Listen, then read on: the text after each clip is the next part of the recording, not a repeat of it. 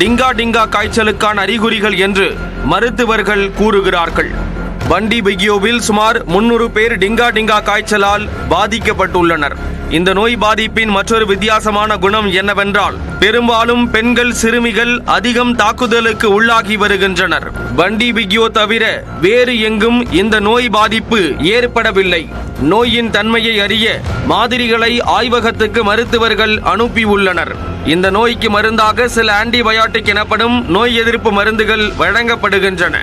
அதிலேயே சில நாட்களில் காய்ச்சல் குணமாகி விடுகிறது என்றும் இதுவரை உயிரிழப்பு பதிவாகவில்லை என்றும் உகாண்டா சுகாதாரத்துறை அதிகாரிகள் கூறியுள்ளனர்.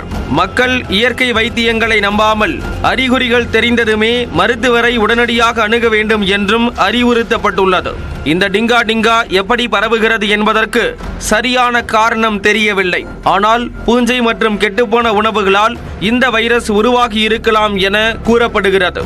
இந்த நோயை பிரான்சில் 1518ஆம் ஆண்டு பரவிய டான்சிங் பிளேக் எனப்படும் மர்ம நோயுடன் ஒப்பிட்டு மருத்துவ நிபுணர்கள் கூறுகிறார்கள். அந்த நோயினால் பாதிக்கப்பட்டவர்கள் தங்களது உடல் கட்டுப்பாடு இன்றி உயிரிழக்கும் அளவுக்கு தொடர்ந்து ஆடிக்கொண்டே இருந்ததாக வரலாற்று குறிப்புகள் தெரிவிக்கின்றன.